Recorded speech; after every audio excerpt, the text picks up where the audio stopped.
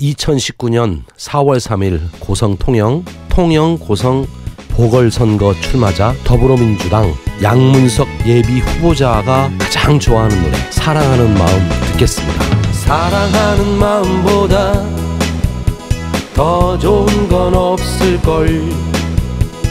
사랑받는 그 순간보다 흐뭇한 건 없을걸. 사랑의 길보다. 인터넷 통영방송 주관하는 가인가일의 궁금하면 못 참는 토크쇼. 예. 네. 색깔 있는 인터뷰에 함께하고 계십니다. 오늘 4월 3일 고성 통영 고성 국회의원 보궐선거가 치러지잖아요. 경제가 아주 바닥인 우리 지역 상황에서는 사실 이 선거가 별로 달갑지 않습니다. 인터넷 통영방송이 인터뷰를 준비하면서 모 카페에 제가 글을 하나 올렸어요. 예. 댓글을 보니까 다 그놈이 그놈이다. 정치의 환멸을 느낀다. 뭐 이런 댓글들을 많이 봤는데요. 지난 12월 정치자금법 위반으로 의원직을 상실한 전 자유한국당 이군현 전 의원의 자리를 놓고 1년짜리 한판 승부를 벌이게 되었습니다. 저는 진행을 맡은 가수 겸 작곡가인 가인가일입니다. 네, 안녕하십니까. 저는 통영뉴스 김용훈 기자입니다. 네, 박수 없죠? 네, 가겠습니다. 김용훈 기자는 어떻게 생각하세요? 이번 선거에 대해서? 뭐 사실 없어야 될 선거인데 이렇게 치러지던 것 자체가 전국적인 관심 끌리도 되고 이왕 치러지는 선거 제대로 된 후보자를 뽑자 하는 의미에서 이렇게 하고 있는 거니까 이번 기회를 통해 가지고 시청자들이 우리 시민들이 좋은 후보를 알아봤으면 좋겠다 하는 그런 취지에서 진행하고 있습니다. 네네네. 좋은 후보 첫 번째 좋은 후보자 네 소개하겠습니다. 오늘부터 일주일간 저희 방송에서 보궐선거 출마하신 모든 후보자들 캠프를 직접 방문해서 인터뷰를 진행하잖아요. 네네. 아주 색깔 있는 토크쇼 좀 뭔가 좀 다른 그 인터뷰를 진행하고자 합니다. 그 첫 번째 시간이에요. 진행 순서 우리 김 기자님 좀 말씀해 주시겠어요? 네, 먼저 국회의원 선거에 나설 후보자들의 자격 및 능력 그리고 국회의원이 되는 이유를 듣고 그리고 당선되면 최우선적으로 무엇을 할 것인가. 제일 중요합니다. 네. 또 그리고 경제 활성화 방안은 무엇인가. 그리고 통영 고성의 대중예술에 대한 후보자들에 대한 견해와 그리고 제가 직접 묻는 긴급 질문 그런 순서로 진행하려고 합니다. 네네네. 김용훈 기자가 직접 질문하는 긴급 질문이 제일 무서울 것 같아요. 제가 아까 살짝 그 정보를 달라고 했는데 주지를 않아서. 자, 오늘 첫 번째 인터뷰에 응해주신 분을 소개하겠습니다. 이 캠프에 와서 보니까요. 앞에 뷰가 너무 좋잖아요. 네네. 제가 통영에 온 지가 한 10여 년째 되는데 통영이나 고성이나 아주 그 뷰가 좋은 곳이 많아요. 흔하죠, 사실은. 네. 아주 흔하게 보기 쉬운 분이 계십니다. 네, 제 옆자리에. 네. 인터뷰의 주인공, 첫 번째 주인공, 네, 양문석 후보를 소개하겠습니다. 후보자의 경력이나 양력 좀 소개해 주시겠습니까? 네, 이미 종편 등 시사 프로그램을 통해 가지고 많은 방송에 출연하면서 어떻게 보면 낯익은 그런 후보자가 될 수 있겠습니다. 그동안 이 양문석 후보자는 성균관대학교 대학원 언론학 박사 출신으로서요 최연소 방송통신위원회 차관급 위원을 지내셨습니다. 차관급입니까? 차관입니까? 차관급입니다. 아, 네네네. 그리고 그동안 통영정책연구원 이사장 그리고 더불어민주당 통영고성 전 지역위원장을 지내신 분이십니다. 양문석 예비후보자입니다. 안녕하십니까? 네네, 안녕하세요. 예, 안녕하십니까? 자기 소개 한번. 뭐 소개가 상당히 발음 좋은 가일 MC가 그 소개를 해야 시청자들이 또록또록 알아들을 수 있는데 발음 안 좋은 김영훈 MC가 또 소개를 해서 상당히 방송이 초반부터 편파적으로 간다 이런 느낌을 지울 수가 없고요. 뭐 색깔이 있는 인터뷰라고 했는데 우리 경남도지사 김경수 지사 같은 경우에는 우윳빛깔 김경수라고 그러잖아요. 저는 초코빛깔 그 양문석이라고 이야기를 합니다.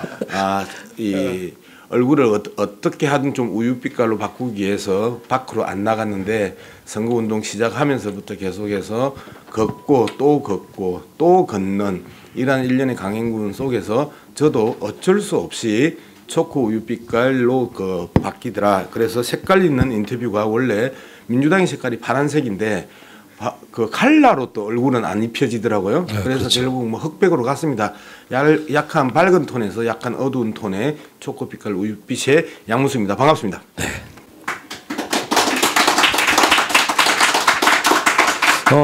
초코빛깔 양문석 후보자를 잘 알고 있어요.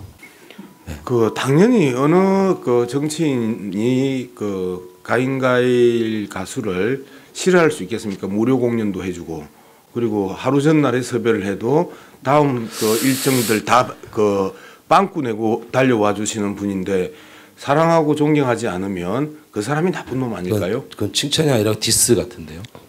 역시 방송을 많이 하신 분은 토크로 참 이길 수가 없을 것 같은데 어쨌든 초코빛깔 인터뷰 지금부터 시작을 본격적으로 시작하겠습니다. 김영 기자가 첫 번째 질문 한번 해볼까요? 네, 바로 가시죠. 그냥. 네, 뭐 첫 번째 질의입니다. 어쨌든 1년짜리 국회의원 출마하셨는데 예. 그 자질과 능력이 제일 궁금한 질문 사항이 되겠죠. 예. 양문석 후보자는 스스로 국회의원으로서 그런 자질과 능력 덕목이 있다고 보십니까? 그렇게 물어보면 어느 사람이 뭐 저 있습니다. 저만큼 잘하는 사람이 없습니다. 이렇게 이야기할 수 있는 사람이 있을까요? 그런데 어쨌든 사람이 살면서 상대적으로 자신의 능력과 자신의 이 장점들을 이제 홍보하는 게 상당히 쑥스러운 거거든요. 그럼에도 불구하고 이제 정치를 하는 입장에서 그리고 선택을 받기 위해서는 저 사실 이런 거는 좀 잘합니다. 이제 이런 이야기를 할 수 있을 것 같은데 1년 동안에 이러한 수많은 일자리를 만들어내기 위해서는 두 가지 자질이 저는 필요하다고 생각합니다. 하나는 어떠한 예산을 따내거나 그다음에 통영 고성에 있는 지역 현안을 중앙정부에 관철시키고 국회에 관철시키기 위해서는 탄탄한 논리력을 가지고 있어야 된다고 생각합니다. 네. 합리적인 명분과 탄탄한 논리력을 통해서 국회의원을 설득을 하고 정부 부처를 설득을 하고 그리고 그 논리력을 가지고 이 현안을 풀어내는 게 1차적이다. 두 번째는 기왕이면 다홍침한데 탄탄한 인맥이 있어야 된다. 저는 그렇게 생각합니다. 은퇴한 이미 떠난 그런 인맥이 아니고 말 그대로 현직에서 의사를 결정할 수 있고 문제를 풀어줄 수 있는 이들과 함께 논의하면서 논리력을 통해서 설득할 수 있는 대상이 아는 사람이면 훨씬 더 좋지 않을까요? 네. 그런 측면에서 보면 현재 우리 대한민국 문재인 정부의 장관은 한 반수 이상은 개인적인 관계를 가지고 있고 그 다음에 국회의원의 상당수가 친한 동지적 관계를 맺고 있는 제가 그나마 상대적으로 적임이 아닐까. 많은 방송과 많은 논쟁을 통해서 살아왔고 직업이 방송 토론이었고 18년 동안 방송을 해왔던 입장에서 보면 그러한 논리력과 설득력 두 번째는 탄탄한 중앙인맥 이런 측면에서 봤을 때 1년짜리 국회의원으로서는 제가 상대적으로 좀 적합하지 않을까 그런 생각을 해봅니다. 네, 제가 질문한 거에 대해서 충분히 답을 해주신 것 같고 본인이 반드시 우리 국회의원이 돼야 되겠다는 그런 이유를 설명까지 해주신 것 같아요. 이제는 경제다. 이제는 일자리다. 제가 인터뷰하는 풀 버전을 한 3번, 4번 봤습니다. 네. 기자회견을 하는데 경제의 부분에 상당히 할례를 하신 것 같아요. 네. 사실 누구든 아까도 말씀드렸지만 후보자는 다 경제에 대해서 다 얘기를 안 할 수가 없죠. 가장 세계 경제 또 한국 경제도 마찬가지인데 과연 아까도 말씀드린 것처럼 1년 하실 국회의원이 이 경제를 살릴 수 있을까? 네. 예. 뭐라고 답할 건가요? 살릴 수 있습니다. 네. 지금 제가 이제 경제적인 측면에서 두 가지 관점에서 이야기를 했던 것 같은데요. 출마 기자회견에서 첫 번째 진보냐 보수냐의 이데올로기 싸움을 할 시간이 없다. 네, 맞습니다. 그 다음에 자유한국당이냐 더불어민주당이냐 하는 정당과 정치 싸움을 할 시간이 없다. 오로지 경제고 이제는 일자리다라고 이야기를 했습니다. 그러면 과연 네가 어떻게 일자리를 만들어낼래? 나라님도 할 수 없는 일을 네가 어떻게 한단 말이야? 라고 이제 이야기할 수 있죠. 그런데 말씀 질문하신 대로 이야기를 하면 세계 조선 경기가 계속해서 회복 추세로 간다라는 것은 이제 우리 국민들 다 알고 있습니다. 그리고 전 세계 조선 해양의 수주량이 전 세계 1위라는 것들도 알고 있습니다. 네네. 그리고 대우조선과 삼성중공업의 물량이 이제는 갈수록 많아질 수밖에 없다라는 것도 알고 있습니다. 그런데 문제는 통영 고성에서 가장 심각한 문제가 뭐죠? 그러한 넘쳐나는 물량을 받아서 통영 고성 사람들의 일자리를 만들 수 있는 기업이 없다라는 겁니다. 이게 가장 심각한 문제거든요. 네네. 그리고 안전국가 산단이 텅텅 비어 있습니다.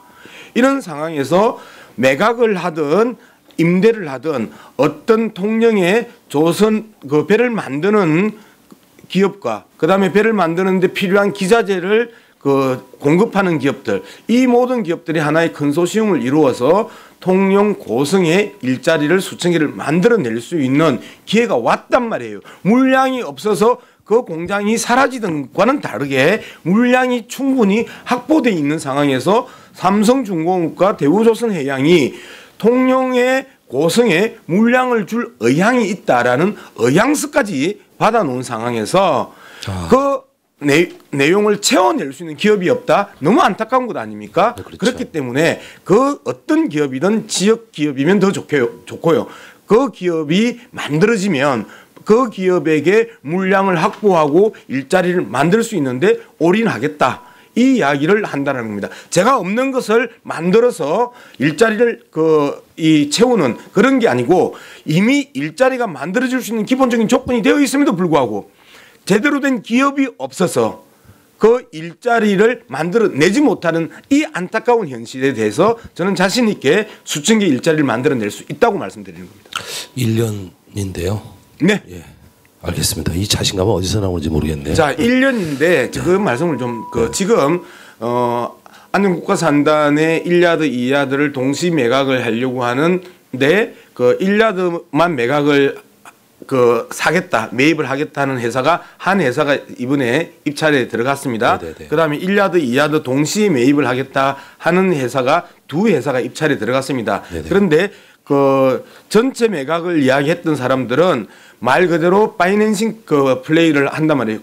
머니 게임을 하기 위한 사람들이고 조선업을 하려고 들어오는 사람들이 아니라는 거죠. 네네. 그런데 1야드만 매입을 하겠다고 한 지역 기업은 말 그대로 배를 만들겠다라는 의지를 가지고 들어왔단 말이에요. 자, 이게 3월 중에 결정이 됩니다. 매각을 할 것인지 말 것인지. 그리고 만약에 매각이 무산이 되면 임대를 통해서 할 예정입니다. 그렇기 때문에 적어도 올 봄이 가기 전에 통영의 주요한 기업이 말 그대로 사람을 뽑아서 일을 할 수 있는 조건들을 만들어내겠다는 겁니다. 자, 지역경제 활성화 방안 중에서 특히 고성 통영 고성은 관광업 또 수산업이 네. 가장 중요하잖아요. 네.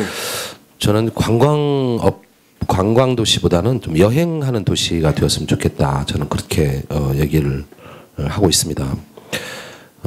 좀 공격적인 마케팅 좀 필요할 것 같아요. 지금 네. 작년 대비 예년 대비 뭐 50% 정도 이렇게 관광객이 줄어서 네. 지금 북적대는 곳은 그렇게 또 제한적이에요.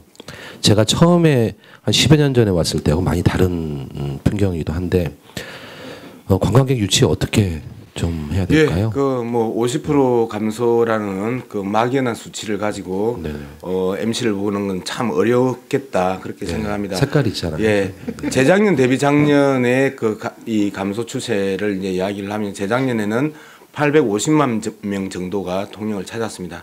그런데 작년에는 550만 정도 찾아서 한 300만 정도가 줄었습니다. 실제 뭐 여러 가지 이유가 있겠죠.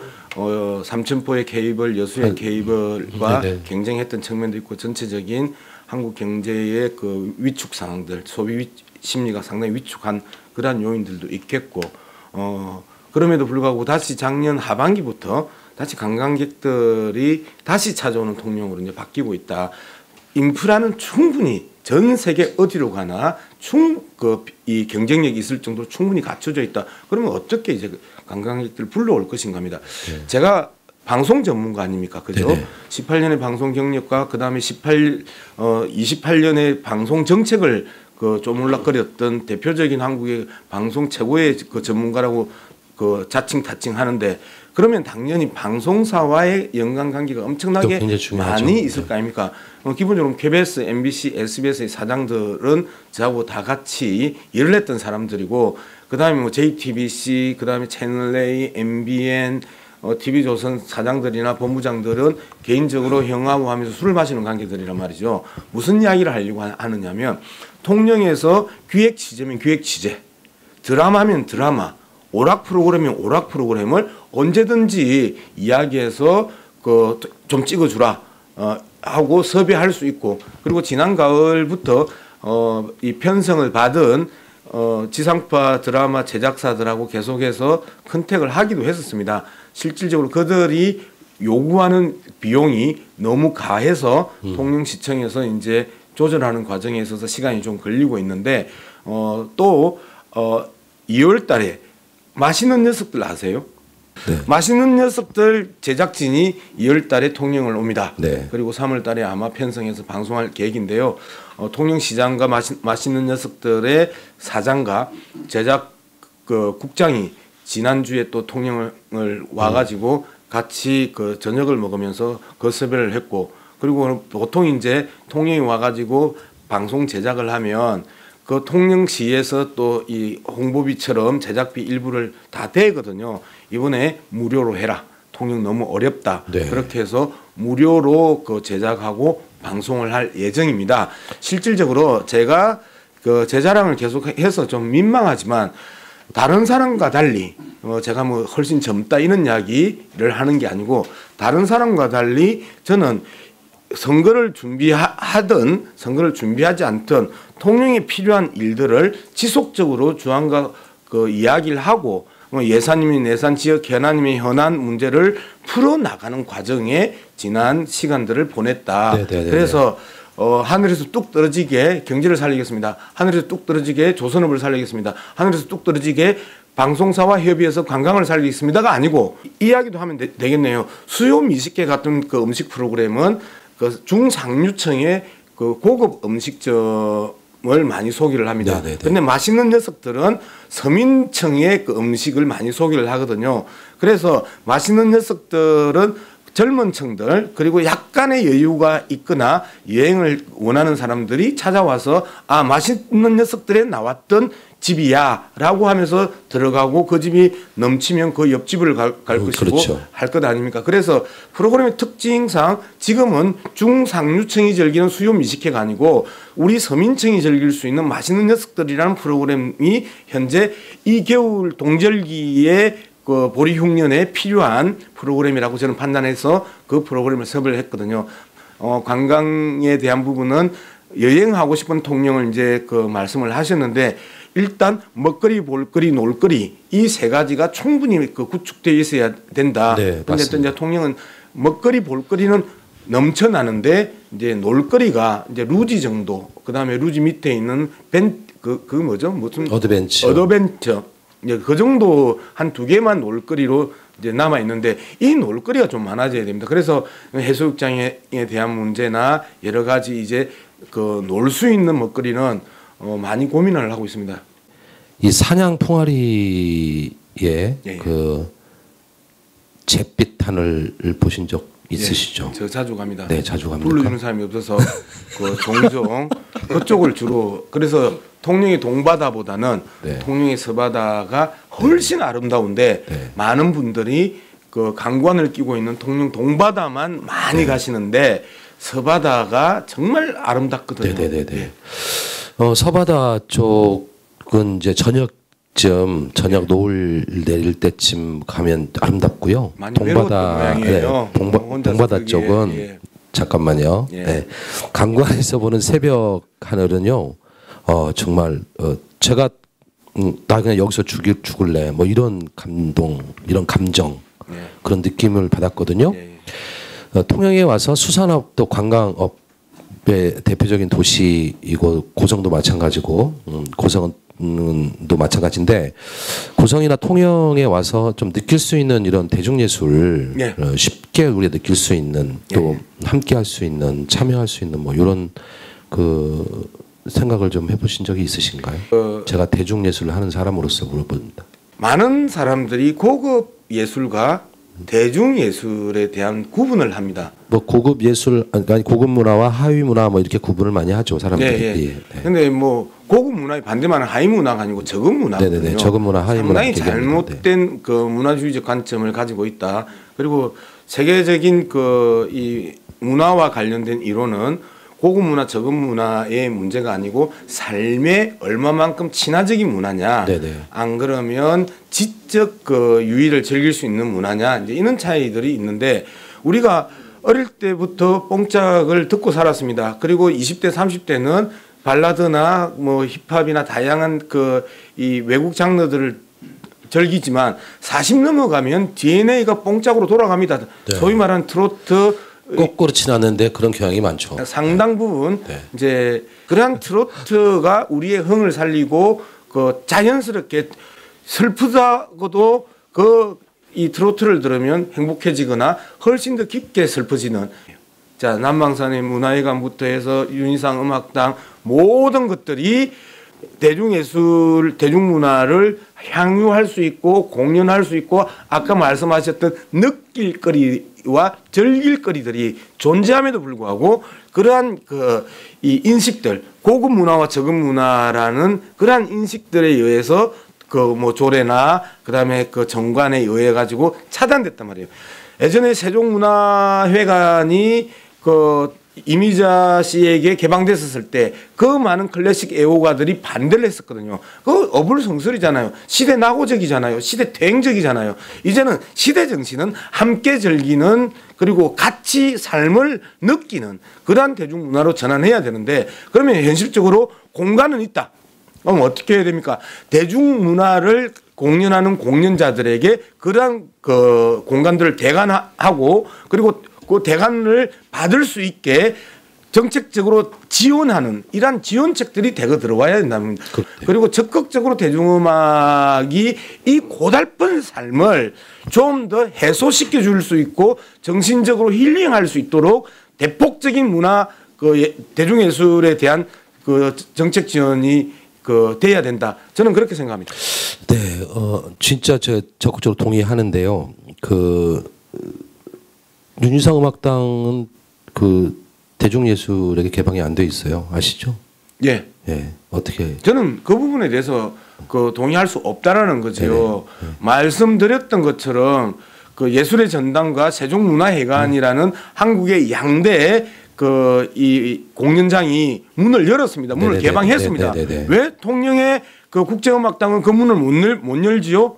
저는 그 문도 열어야 된다고 생각을 합니다. 맞습니다. 네. 이 세계적인 그 시스템이나 어떤 그 음향이나 공간이 세계적인데 1년에 70억이란 돈 그냥 그 적자를 보고 있다고 그래요. 안타깝습니다. 저는 제가 볼 때. 네. 통영시의회와 네네네. 그 긴밀하게 논의해서 네네네. 좀 더 그 이제 적자의 문제나 흑자의 문제라는 경제적 측면이 아니고 예. 말씀드렸던 예. 것처럼 즐길거리와 느낄거리라는 표현을 이제 그 쓰셨기 때문에 그런 느낄거리들 힐링할 수 있는 아주 생생한 삶에 붙어 있는 대중음악이나 이런 공간이 내 그 공연들이 일어날 수 있도록 하자라는 거죠. 네네네 맞습니다. 자, 왜 완작 있느냐? 바로 질문 들어가시죠. 네. 지금 23일 날 우리 후보자님께서 예비후보님께서 기자회견을 할 때 사실은 네. 제가 놀랐습니다. 그 LNG 발전소 관련해 가지고 네네. 그 찬성하신다는 그 발언을 듣고 예예. 사실은 후보자의 성향을 본다거나 아니면 현 정부의 예. 기조에 비춰보면은 깜짝 놀랐어요 사실은. 네네. 이걸 물론 그 뒤에 이렇게 설명을 하신 게 있는데, 예. 근데 이걸 좀 더 찬찬히, 예, 예. 사실은 그게 이렇게 기자회견에 반영이 안 된 기사들이 많아가지고, 예, 예. 그걸 좀 찬찬히 한번 설명을 듣고 싶어요. 예, 제가 그날도 이야기를 했고 오늘 통영거제 환경연합 정기총회에 가가지고 의장으로부터 큰일 났다 어떻게 하니라는 이제 우리의 목소리를 들었습니다. 제가 그날 이야기했던 게 뭐냐면 환경적 진보적 가치는 유보하고 싶다 이런 표현을 썼거든요. 환경적 진보 정책은 유보하고 싶다. 지금 먹고 살기 너무 힘들다. 이 먹고 살기 힘든다라고 이야기하는 게요. 수치로 보면 전국 실업률 전국 2위입니다. 고용률 전국 꼴찌입니다. 그 다음에 경제가 파탄이 일어나면서 가정이라는 최소 공동체가 깨집니다. 부부가 헤어집니다. 아이들하고 헤어집니다. 법적으로도 헤어집니다. 이러한 엄청난 이 심리적으로 통영 경제가 최악의 상황에 와 있고 현실적으로 상당히 어려운 지경에 와 있을 때 어떠한 것이든 일을 할 수 있는 공간이 필요하고 그리고 거기에서 자금이 돌아야 이 지역 경제가 숨통이 열립니다. 지금 아사 직전이라는 비상한 상황이라고 제가 말씀드렸습니다. 경제적 비상 상태가 통영 고성의 현실이다. 그러면 이 비상 사태에서 현실이 살아야 미래가 존재하는 건데 현실이 죽어가기 시작하면 도시 자체가 없어질 수 있는 가능성까지도 이제는 걱정하지 않을 수가 없습니다. 네네네네. 작년에 통영에서 출산된 그 신생아가 몇 명인 줄 아십니까? 채 1000명이 안 됩니다. 이러한 상황이 1000명이 안 된다는 것은 통영에 있는 모든 초등학교가 다 앞으로 6년 뒤에 없어질 위험성에 처한단 말이에요. 이렇게 심각한 상황일 때는 진보적 가치, 미래 세대를 위한 환경이라는 부분에 대해서 일정하게 좀 유보할 필요가 있다라는 측면이 하나고요. 두 번째, 좀 디테일하게 LNG 그 발전소 문제에 대해서 환경에 미치는 영향에 대해서 논란이 많습니다. 저는 구체적으로 이 바다 수온에 미치는 영향에 대해서 많은 자료들을 보면서 실질적으로 치명적이지 않다. 그리고 그렇게 심각한 부작용을 발생시킬 수 있는 생태계 교란에 대해서는 상당히 좀 호들갑스럽다 할 정도의 생각을 가지고 있습니다. 말하자면 지금 우리 통영 지역, 그 고성 지역의 수산업자들이 네. 지금 또 제시하고 있는 그런 그 바다 생태계가 분명히 뭔가 문제가 있을 거다 하는 그것 자체가 네. 그 주장 자체가 조금 호들갑스럽다는 그런 뜻인가요? 자, 이제 그 환경 평가한 그 자료가 있어요. 이제 그걸 가지고 그분들 근데 그 자료 요청을 잘 안 해준다고 그래요. 그러니까 지금 예. 그런데 어쨌든 그래서 데이터의 문제가 좀 팽팽합니다.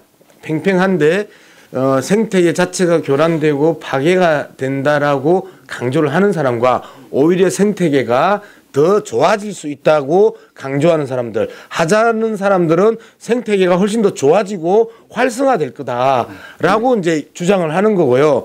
그 다음에 그 반대하는 입장에서는 생태계가 심각한 교란 현상을 입어서 바다가 망가질 수도 있다라고 하는 양측의 주장들이 다 호들갑스럽다라는 입장입니다. 두 번째, 그 현대산업개발이 실상 LNG에 대해서 경험이 없고 그리고 현대산업개발이 그 의제를 던졌었던 시점이 어떤 시점이냐면 주가가 상당히 저평가 받고 있을 그 시점에 이 LNG 그 발전소 이슈를 던졌거든요. 그러면서 실질적으로 주가 부양을 하는 하나의 소재로 활용했다라는 측면, 이러한 그 문제점들을 그 다음에 부지에 대한 사전 구매도 하지 않았다는 측면, 즉 그 진정성 현대산업개발에 의해서 많은 어민과 그 지역 주민이 놀아나는 것 아니냐 하는 의심을 가지고 있다는 겁니다. 네네. 강석주 시장이 상당히 부정적인 이야기를 시의회에서 했던 것들도 저 진정성에 대한 부분에 대해서 좀 더 신중하게 보자,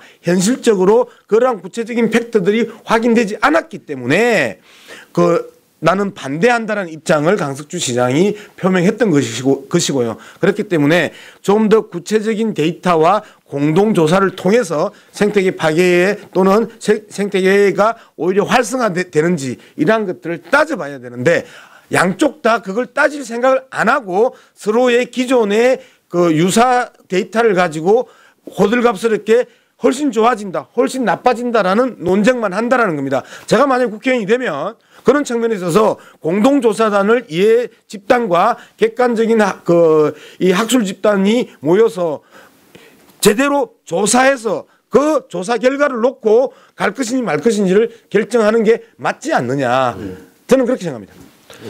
네. 네, 들었습니다. 뭐 아마 그게 아마 일을 진행하는데 아마 그게 제대로 된 수순인 것 같아요. 예. 네. 그리고 이건 좀 더 좀 민감한 질문일 수 있습니다. 앞에 게 가장 민감합니다. 아니, 그 기자회견에서 나왔던 예. 걸 내가 좀 한번 더 물어본 거고, 이거는 뭐냐면 지난 지방선거 당시에 그 입당을 원했던 모 인사에 대해서 아주 반대를 하신 당사자로서, 근데 지금 이번 요 국회의원 선거를 앞두고 네. 그분의 뭐 누나 달라시 수행 비서였던 그분을 또 이게 지금 사무장으로 이렇게 또 이렇게 개용을 하신 걸 봤어요. 그리고 이걸 봤을 때 그 당시에 또 하고 이렇게 약간 가치관이 바뀐 것인지 아니면 뭐 그 부분에 대해서 제가 좀 너무 궁금해가지고, 그리고 또 그 부분도 아마 다른 후보자들께서도 아마 그걸 아마 거리가 되지 않을까 해가지고 제가 먼저 한번 질문을 던져보는 겁니다.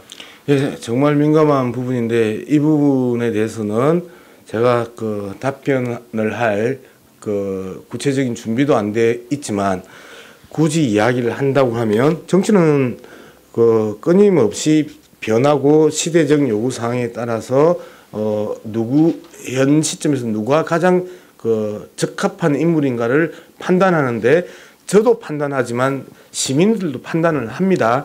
그런 측면에서 봤었을 때 그 시점에 저의 판단은 올바랐다라고 생각을 하고요.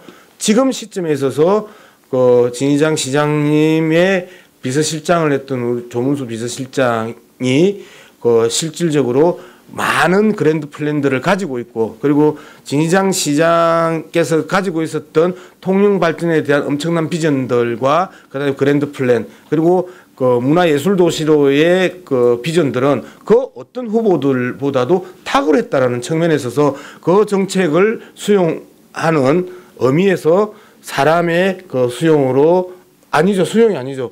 제가 상고초려를 했기 때문에 조문수 실장을 우리 그 캠프에 영입하는데 그 정책을 우리는 그 수용했다라고 생각을 합니다.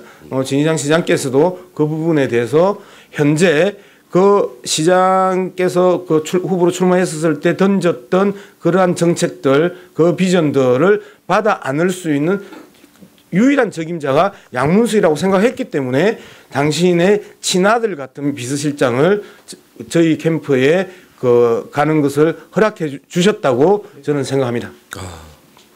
네, 하여튼 너무 깊은 얘기했어요. 노래 한 곡 듣고 가시죠. 2019년 4월 3일 고성 통영 고성 보궐선거 출마자 더불어민주당 양문석 예비 후보자가 가장 좋아하는 노래 사랑하는 마음 듣겠습니다. 사랑하는 마음보다 더 좋은 건 없을걸. 사랑받는 그 순간보다 흐뭇한 건 없을걸. 사랑에는 길보다 정다운 건 없을걸. 스쳐닿는 그 손끝보다 양문석 예비 후보자가 가장 좋아한다는 노래, 네, 사랑하는 마음 잘 들었습니다. 천만 번 더 들어도 기분 좋은 말 사랑해 사랑하는 참 좋은 그 가사고요. 네. 제가 이제 일반적으로 그 제가 거의 이제 술을 못 하지 않아요. 네. 그런데 꼭 그 이 술자리에 불려가서 억지로 한 잔을 마실 때 건배사를 하라고들 하십니다. 그러면 제가 그렇게 이야기를 합니다. 여러분들은 사랑으로 받아주세요 라고 하면서 천만 번 더 들어도 기분 좋은 말 사랑해 이렇게 이거 같이 술자리를 많이 다녀보셨나 봐요. 네. 건배사를 주로 뮤지컬로 합니다. 삶의 형상이 문화입니다. 네네네. 진짜 그런 것 같습니다. 진짜 맞습니다. 네. 사랑하는 마음 잘 들었고요. 잘 부르죠 노래. 네. 네. 네. 제가 불렀습니다. 네. 고성 통영의 친인척이 많다고 그러잖아요. 근데 김영훈 기자가 이거 질문하지 말자 그러는데 이건 질문을 해달라고 한 거예요. 네. 아니 뭐안 해도 돼요? 안 해도 돼요. 네. 근데 이제 고성이나 통영에 대한 추억 뭐 있으면. 네. 이제 제가 그 고등학교를 진주로 간 이유를 이제 좀 이야기를 해볼 필요가 있는데 짤막하게. 네. 통영에서 자라서 통영에서 자라서 중학교까지 이제 통영에서 다녔지 않습니까? 그런데 형이 진주에 있는 학교로 갔는데 제가 그 중학교 때까지 수학여행을 제외하고 가장 멀리 가는 버스가 고성까지였습니다. 네. 고성읍에서 내려서 심리를 걸어가면 거류면 가려리라는 거류면까지. 데가 거기에 이제 심리를 걸어서 외갓집에 가서 그 바로 고랑가에 큰 고랑가에 이제 그 외갓집이 초가 상간도 아니고 초가 2간이었어요. 딱 2칸짜리 집이었는데 거기에서 이제 맨날 얼음 그 스케이트질을 했던 그게 썰매질이죠. 썰매질. 썰매질을 했던 이제 기억이고 그다음에 거기서 하룻밤 자고 나면 동해면 돈막이란 곳이 있습니다. 또 거류면 가려리에서 30리 정도를 걸어가야 됩니다. 그러면 이제 외할아버지하고 외할머니하고 하룻밤 자고 그다음에 또 아버지하고 이제 명절 때 동해면 이모집까지 또 걸어가고 했던 이제 그런 기억들이 이제 지금은 이제 그 동해면에 이모님 살아 계시고 그런 이제 그 고성의 기억들 이제 어머니가 고성 가려리 이제 출신이고 가려리 교회를 다니다가 그 교회의 전도사님이 통영에 있는 교회에 다니는 아버지하고 중매를 해가지고 스물에 고영을 이제 시집을 오셔서 아버지가 낮은 칠기 하시다가 이 7.4.5.1 사태 1974년에 소위 말하는 5.1 파동이 일어나면서 낮은 칠기가 급격하게 이제 붕괴되는 시점이 있었거든요. 통영에도. 그리고 나서 낮은 칠기를 접고 어머니가 이제 보따리 장사 옷 보따리 장사를 하면서 이제 친정을 이제 돌아다니고 그 친정에서 이제 그 옷을 팔 때 저를 잡고 그 걸어 다니면서 옷을 팔던 그 기억도 이제 생생하고요. 그리고 이제 어머니가 지금 데파트 자리가 옛날에 경찰서 자리거든요. 그리고 지금 데파트 바로 안쪽에 보면 화르시장이 네네. 경찰서 후문이었어요. 네. 그 앞에서 이제 노점을 하시고 이제 이번에 그 폐쇄된 제일은행 앞에서 제 중학교 2학년 때까지 거기서 이제 노점을 하셨습니다. 이제 그런 그 어머니와의 그 관계 속에서 어머니의 추억들이 통영의 북신동, 그 다음에 고성의 가려리, 그 다음에 그 동해면 돈막까지 이제 동선이 이어지고 어머니 일찍 돌아가시고 나서 그 휴유증은 엄청나게 컸는데 어머니에 대한 생각만 하면 눈물이 줄줄 흐르던 게 한꺼번에 바뀐 적이 있습니다. 네. 제가 이제 토론토에 이제 잠시 한 6개월을 살았는데 토론토에 사는 세 자매가 나야가라 폭포를 같이 가는데 돌아가신 어머니에 대해서 너무 유쾌하게 이야기하시는 거예요. 그리고 깔깔깔깔 웃으면서 한편으로 흉을 보고 한편으로는 즐기는데 그래 어머니 돌아가신 이 휴유증이 지속적인 저희 정신 세계를 좀 이 âm 울하게 만들었는데 그 세 자매를 보면서 우리 엄마하고 살았던 그 행복한 시간들, 즐거웠던 시간들, 좋은 시간들을 가지고 또 사니까 어머니에 대한 부분을 생각하면 눈물이 아니고 웃음이 나는 또 이러한 또 터닝 포인트들도 생기더라고요. 네, 그럴 때가 있죠. 안 물어본 질문을 길게 대답했죠. 아니요. 네. 그러니까 통영이나 고성이라는 친인척 그들이 상당히 많은 거네요. 네, 예전 추억들도 많고. 친인척이 많다가 아니고. 아니 질문을 그렇게 이렇게 써 있어서. 네. 추억과 제 성장의 디딤돌의 그 경험들이 많다 이렇게 좀 질문을 바꿔주세요. 질문을요 질문을 여기서 줬어요 저한테. 네, 예, 잘못된 질문입니다. 지난 정치 생명 걸겠다 이렇게 말씀하셨잖아요. 예. 통영 고성을 살리겠다는 어떤 그 아주 적극적인 그 의지라고 생각하는데 예. 그 여태까지 뭐 했을까 뭐 이렇게도 싶어요. 네. 예. 근데 제가 보면 그 어느 정도는 양문석 우리 후보자와는 이제 형 동생이잖아요. 예. 근데 다 알고 있어요. 손바닥 보듯이 다 근데 보고는 다른 있는데 지금 시청자들이 네. 보면 뭐 그 삼촌과 조카의 관계 그 정도로 보지 네, 않겠습니까? 네 죄송합니다. 네. 삼촌 계속 말씀하십시오. 저희 네 알겠습니다. 삼촌 얘기할게요. 네. 자, 첫 번째 질문 우리 김 기자가 해주시죠. 네. 아까 질문했던 거 비슷한 것 같아요. 네네네. 결국은 뭐 아까는 조금 뭐 불편할 수 있는 질문이었는데 지금 좀 편할 질문 드리겠습니다. 네.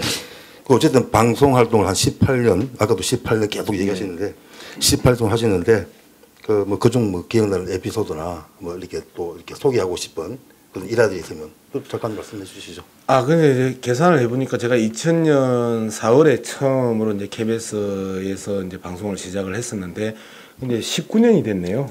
19년이 됐네요. 19년으로 다시 오늘도 방송 중이니까. 제가 가장 당혹스러웠던 게 노무현 대통령 시절인데요. 이 광화문 안쪽에 보면 북창동이라는 마을이 있습니다. 북창동 안쪽에 보면 명태를 정말 잘하는 집이 있습니다. 그래서 거기에서 이제 명태를 국을 해서 이제 소주를 마시고 있는데 갑자기 CBS에서 전화가 왔어요. 양 박사님, 오늘 이 나오실 패널이 빵꾸를 냈습니다. 그래서 빵꾸 전문 용어. 이거는 어깨 전문 용어잖아요. 네. 빵꾸를 냈습니다. 급히 전화로 좀 연결하면 안 될까요? 제가 지금 술을 마시고 있고요. 그리고 여기에서 전화를 물릴 수 있는 공간이 없습니다. 이제 그랬더니 아니 화장실이라도 가서 방송을 하면 안 될까요? 그런데 아니 5분 남겨놓고 문제지도 안 주고 갑자기 방송을 하자니까 제가 얼마나 당혹스럽겠습니까? 지금 내가 술을 많이 마셨기 때문에 안 됩니다. 그렇게 이야기를 했어요. 아니 일단 더 이상 저희들이 섭외할 수 있는 시간이 없고요. 화장실로 가세요. 그 화장실에 갔습니다. 이제 핸드폰을 들고 이야기를 합니다. 그런데 항상 그 정치인들에게는 노무현 대통령 또는 뭐 이해찬 대표 이렇게 호칭을 정확하게 이야기를 해줘야 됩니다. 그런데 노무현 대통령과 관련된 이야기를 하는데 밖에서 노크를 하는 거예요. 네. 화장실에 앉아 있는데 그래서 제가 안에 있다고 이제 사인을 주면서 노크를 줘요. 그런데 급해 하고 이제 마음이 이제 급해졌어요. 그림이 그려집니다. 그래서 막 이야기를 하다가 노무현이가요 일이 된 거예요. 술은 됐지요. 밖에서 노크는 하지요. 노무현 대통령께서 이렇게 말씀을 하셨는데 이제 이렇게 가야 되는데 노무현이가요. 그냥 뭐 사투리 나왔지요. 그 다음에 호칭 떼먹었지요. 그 다음에 심한 억양 들어왔지요. 그래가지고 그분이 그 담당 그 PD가 보직 해임을 당했어요. 이제 그런 에피소드가 가장 큰 에피소드고, 그 다음에 금요일날 저녁 이제 라디오를 많이 했었습니다. 금요일날 저녁에 이제 라디오를 하는데 8시 30분부터 9시까지가 이제 제가 고정으로 하는 양문석의 미디어 비평이라는 그 코너가 있었는데, CBS가 서울 목동에 있어요. 그러면 강화문에서 여의도를 거쳐서 목동으로 들어가면 아차하면 차가 막히거든요. 차가 막혔는데 이제 술이 약간, 제가 술을 워낙 못 마시니까 한 두 잔만 마셔도 사람이 취한단 말이에요. 그래 취한 상태에서 시간이 늦었어요. 전화를 물렸어요. 전화를 물려서 이제 바로 그 스튜디오에 앉아 있는 것처럼 방송을 하는데, 제가 술을 마시면 아주 침착해져요. 보통 지금 톤으로 네 그래서 이런 문제가 있는데 이게 이래 잘못됐고 이래 이야기했는데, 예 안녕하십니까 양문석입니다. 예 오늘 그 문제는 우리가 진지하게 살펴봐야 되는 문제입니다. 오늘 대통령께서 그렇게 말씀을 하셨는데 대통령께서 약간 이렇게 들어서 해 주셨으면 어땠을까 이렇게 생각하면 목소리를 너무 깔아버린 거예요. 그래가지고 또 담당 섭외 작가가 날라갔어요. 뭐 이런 여러 가지 저로 인해서 이제 이 피해를 보신 분들에 대한 이야기. 네네. 근데 그 텔레비전 사고는 한 번도 난 적이 없었습니다. 생방은 이제 뭐 사고를 낸 적이 없고 녹화 방송하다 욕해가지고 한번 잘린 적은 있어요. 그건 뭐 녹화니까. 네. 오늘 그 저희 둘이 잘릴 일이 없겠죠? 네, 김 기자님. 네, 당연하죠. 김 기자가 잘릴 것 같은데요. 저희들이 준인데. 아니 김 기자 분량이 너무 없어요. 마지막으로 네네. 4월 3일 국회의원 선거 예비 출마자로서 네. 우리 시청자들에게 꼭 드리고 싶은 말씀 있으시면 네, 간단히 말씀해 주시죠. 많은 정치인들이 있습니다. 그리고 그 정치인들이 많은 활동들을 해오고 그 역사가 이제 현대 정치사 우리나라도 벌써 70년이 이제 넘어가는 현대 정치사를 가지고 있는데요. 대부분 존경받는 정치인들이라고 하는 사람을 꽂으라 하면 꽂을 수 있는 사람들이 별로 없을 겁니다. 유명 정치인은 많이 있었지만 존경받는 정치인은 참 그 손으로 꼽기가 어색할 정도의 그 숫자가 적다. 그런 측면에서 보면 저는 유명 정치인이 되고 싶은 것보다는 인정받고 존경받는 정치인이 이후에 그 되고 싶다는 생각이 듭니다. 그러면 어떻게 하면 그 존경받는 정치인이 될까? 많은 분들이 그런 이야기합니다. 선거할 때는 뭐든지 다 해줄 것처럼 해놓고 당선되고 나면 얼굴색 싹 바뀌고 권위적으로 바뀌고 지가 잘나서 된 것처럼 하는 그 모습들에 대한 실망감을 많이 가지고 있거든요. 그런 측면에서 보면 저는 여전히 그 부분에 대해서 나는 아닙니다라고 이야기합니다. 누구든 그렇게 이야기하겠죠. 당선되고 나면 결과가 어떻게 바뀔지 아무도 모르잖아요. 저는 지난 4년의 차관이라는 이 역할을 해봤습니다. 5천 명의 중앙정부의 그 5천 명이 넘는 그 중앙정부 본청의 직원들을 가지고 있는 그러한 엄청난 조직에서 활동을 해봤기 때문에 제 스스로 그러한 측면에서 군림한 적이 없고 또 끝난 이후에 지난 5, 6년 동안에 말 그대로 통영에서 바닥을 기면서 전화하면 예전에는 제가 안 봐도 일어서서 전화 받던 사장들이 리콜도 안 해주는, 그래서 전화하는 것 자체에 트라우마가 생길 정도의 이 박탈감도 이제 다 겪어봤고 해서 초지일관 초심을 유지하는 영역에 있어서는 참 자신 있다라는 부분과 존경받을 수 있는 정치인이 되기 위해서는 정말 우는 시민들에게 함께 울어줄 수 있고, 조금만 더 힘이 생기면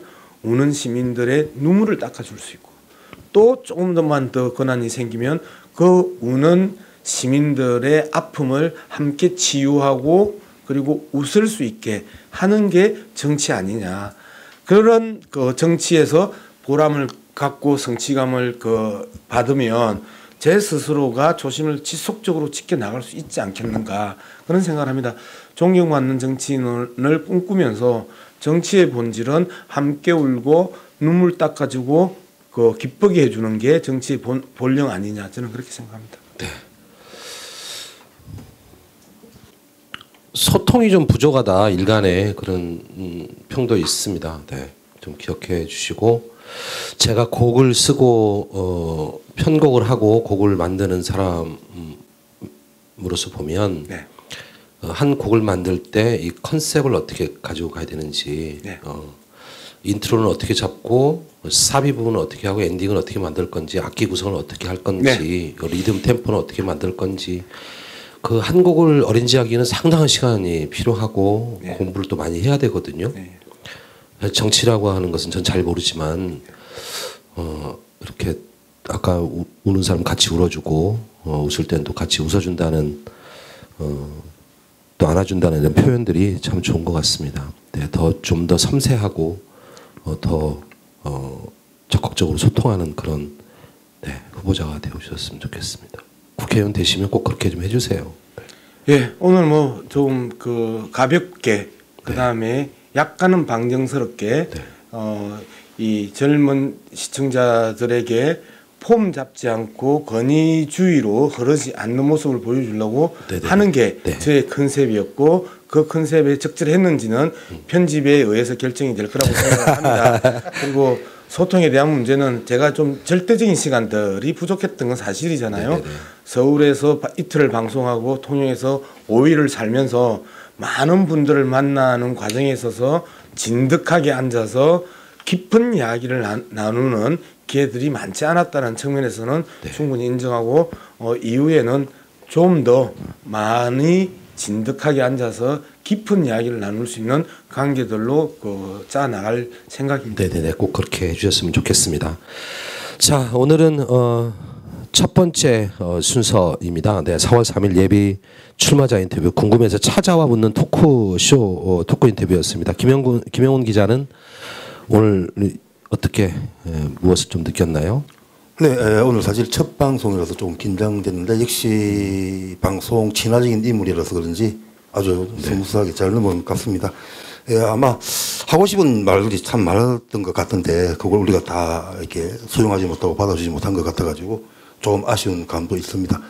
어쨌든 뭐 오늘 첫 방송이니까 이렇게 했던 자체가 또 의의가 있을 것 같고 앞으로 또 잘하면 좋겠습니다. 네, 뭐 훌륭한 분 모시고 훌륭한 시간이었어요. 네, 저는 개인적으로 마무리 멘트를 하면서 이런 말씀을 드리고 싶어요. 고성, 통영 또 통영 고성에는 지금은 좀 강력한 그 리더십 또 내지는 그 어떤 직관력 또 뭐 판단력 뭐 이런 것들이 좀 필요한 인물이 있었으면 좋겠다. 좀 뭔가 좀 이렇게 부드러운 것도 중요하지만 이제 1년 하는 거잖아요. 물론 1년 후에는 또 다른 선택이 또 있겠지만 좀 시대에 걸맞는 좀 유능한 그런 분이 꼭 되었으면 좋겠다 그런 생각을 하고요. 네, 시청자 여러분, 네, 4월 3일 국회의원 보궐선거 예비 출마자 중에 첫 번째 순서 양문석 후보자를 만났습니다. 네, 이 방송은 인터넷 통영 방송 또 통영 뉴스 시사 통영 그리고 유튜브 채널 가가 TV를 통해서 방송될 예정입니다. 또 이 코리아 뉴스도 있네요. 네. 양문석 후보자의 건승을 기원하면서 오늘 인터뷰를 마치겠습니다. 여러분 고맙습니다. 고맙습니다. 2019년 4월 3일 고성 통영 고성 보궐선거 출마자 더불어민주당 양문석 예비 후보자가 가장 좋아하는 노래 사랑하는 마음 듣겠습니다. 사랑하는 마음보다 더 좋은 건 없을걸 사랑받는 그 순간보다 흐뭇한 건 없을걸 사랑에는 길보다 정다운 건 없을걸 스쳐닿는 그 손끝보다 짜릿한 건 없을걸